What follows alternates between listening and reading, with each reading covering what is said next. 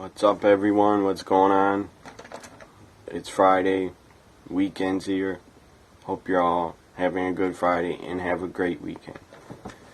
This video is my TNA Slammiversary 2015 Slammiversary 13 pay-per-view predictions. I'm going to give you my predictions right now in this video and run down all the matches that are on Slammiversary. First match I'm going to talk about, non-sanctioned match.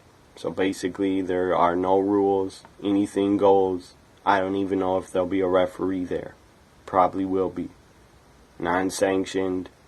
These guys have been feuding for a while. James Storm has been messing with his wife. You don't do that.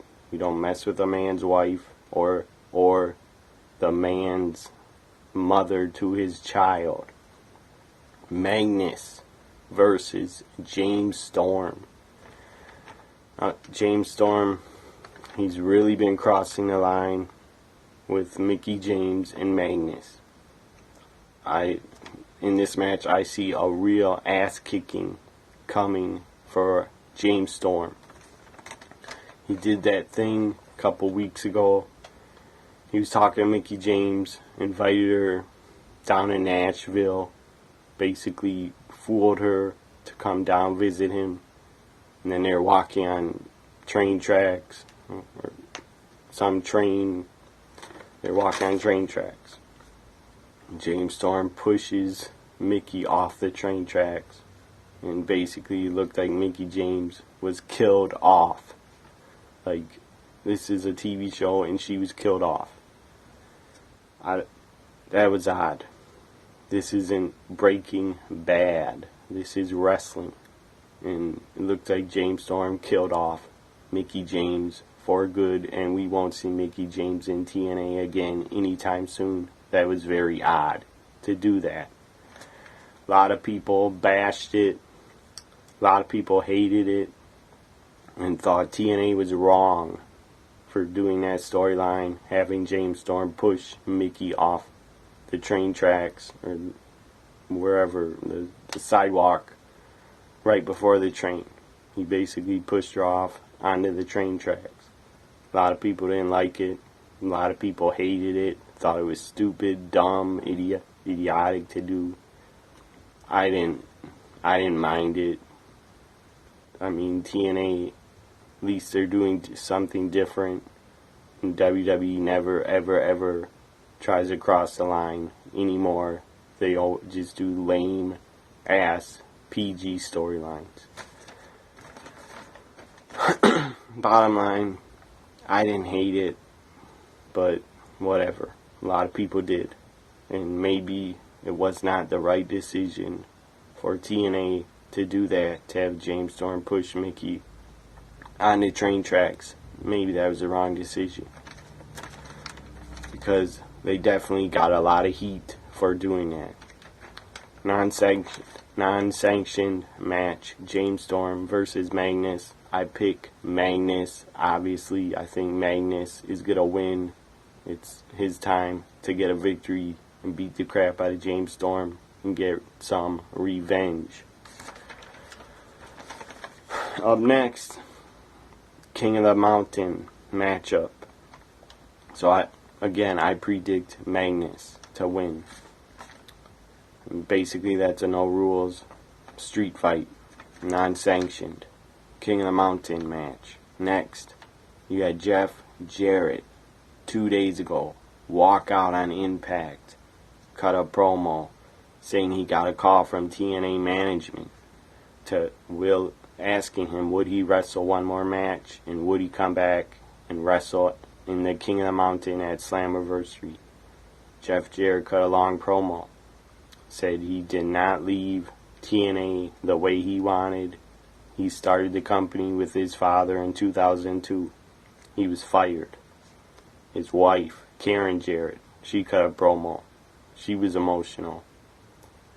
And both promos from Jeff and Karen were good. I enjoyed seeing Jeff Jarrett back. I always liked the guy. I mean, he's a good guy. He's trying to start Global Force Wrestling. He's trying to have He's trying to do something different and not do what WWE is doing. He's not trying to copy their product. So I respect that. He's trying to start his own company to give the fans another option to watch. That's cool. I respect that. So, people, in the King of the Mountain match, Jeff Jarrett is back in this match. Very shocking, very surprising. I think he's back because TNA agreed to let TNA talent work and go on Global Force Wrestling shows. That's just my opinion. I do not think that Jeff Jarrett is going to buy TNA back. I doubt he does that. I just don't see that happening. I do not see Dixie Carter letting her family sell TNA to someone else. But I'm pretty sure that Jeff Jarrett and TNA got an agreement to let their talent be exchanged and let both companies use each other's talent. That's what's going on here. So Jeff Jarrett is back in the King of the Mountain match, the match he started, the match he won a couple times. Jeff Jarrett is in this King of the Mountain.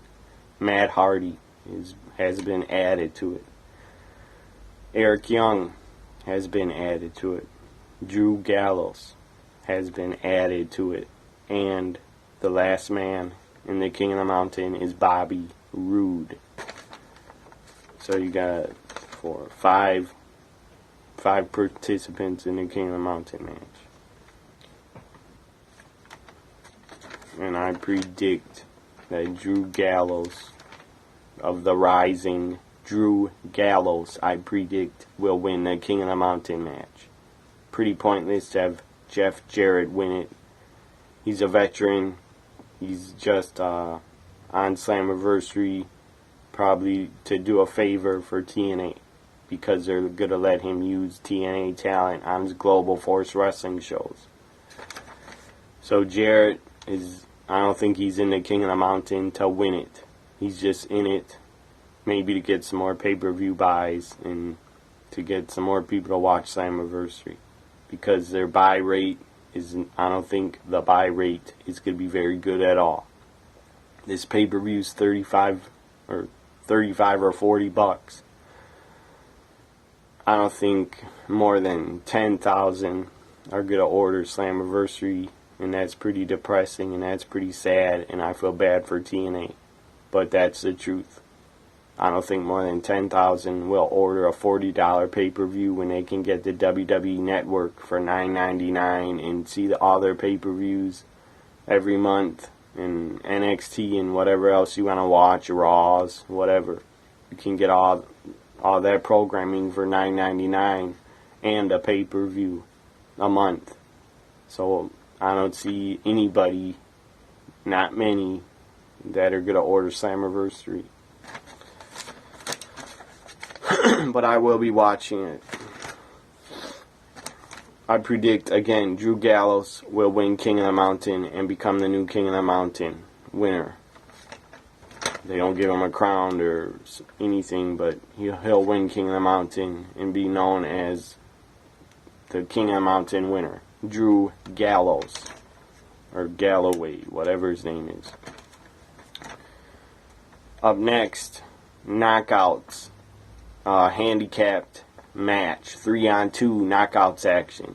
You got the Dollhouse, the team of Taryn Terrell, Marty Bell, and Jade of the Dollhouse, taking on Awesome Kong and Brooke. 3-on-2. I predict the baby faces finally get a win over the Dollhouse. I predict Awesome Kong and Brooke will win it.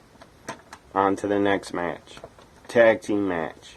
EC3. I predict, soon to be TNA World Heavyweight Champion. I'm pretty sure he'll defeat Kurt Angle next week and win the TNA World title on Impact. I don't know why that match isn't at Slammiversary. It should be. I believe they're putting Angle versus EC3 on Impact on Destination America for ratings, because they want big ratings, because they're not getting very good ratings at all. They're only getting like 500,000 people watching every week. That's not good.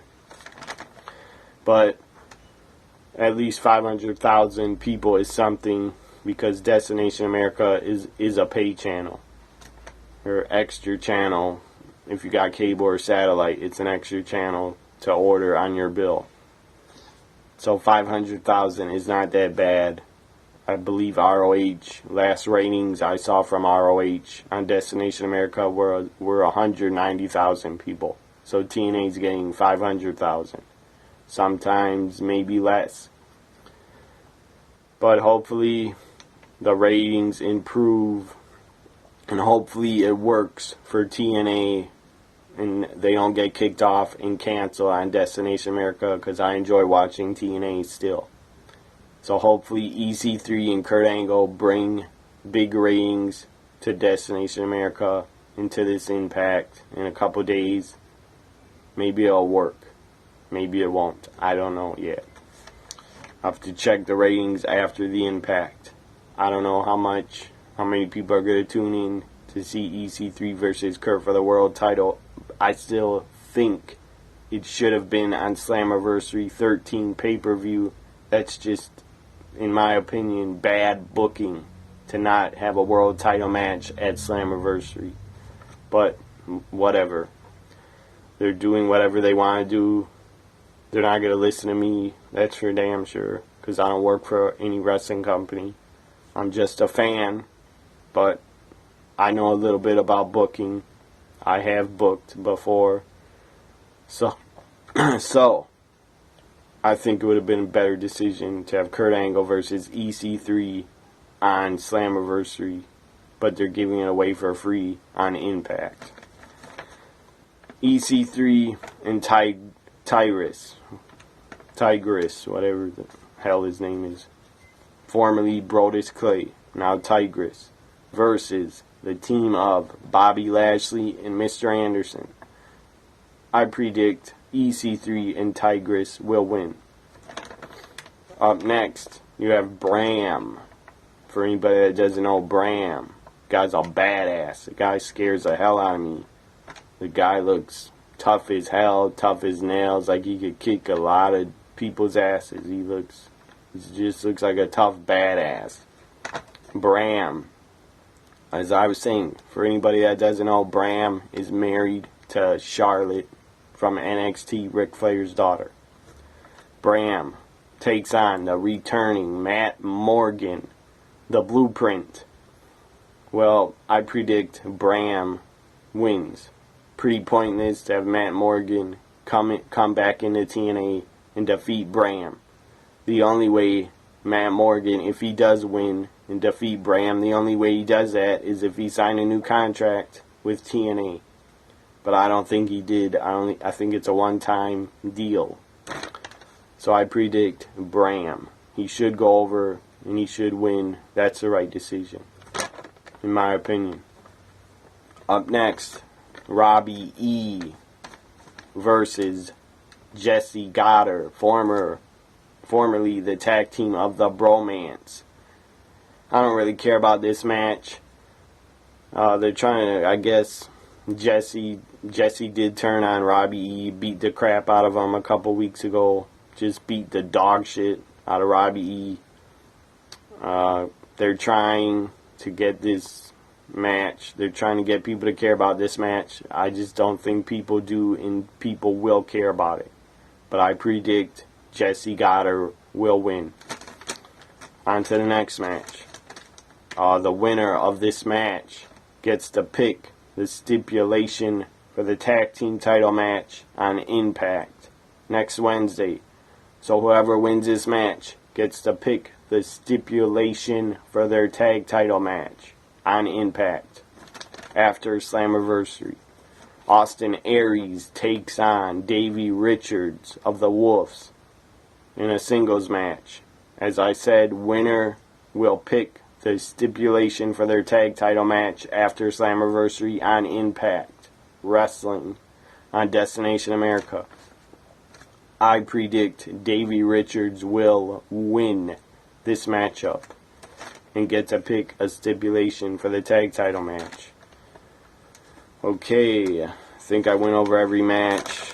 1, 2, 3, 4, 5, 6, 7.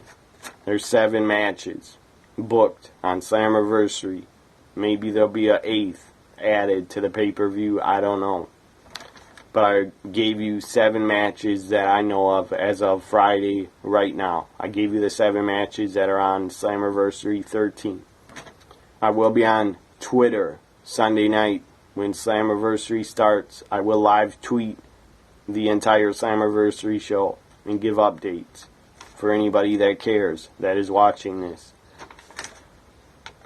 So, it's Slammiversary 13. It's in 2 nights. 2 nights away. This Sunday, June 28th, 7 p.m. my time. Wherever else you live, it might be 8 p.m. If you're on the East Coast, it'll be 8 p.m. Or if you're on the West Coast, I believe it'll start at 5 p.m. Slammiversary 13 in 2 nights. I just gave you my predictions. Hope you enjoyed this video. And if you watched, thank you for watching. Have a good weekend, everybody.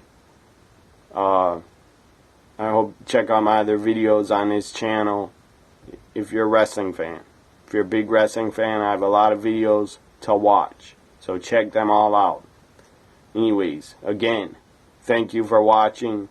Have a good Friday and have a good weekend. Follow me on Twitter at TNA WWE Guy. And follow my other Twitter account also at NXT WWE Guy. This was my Slammiversary 13 predictions video. After Slammiversary, I'll do a Slammiversary review video. Anyways, have a good Friday. Bye for now.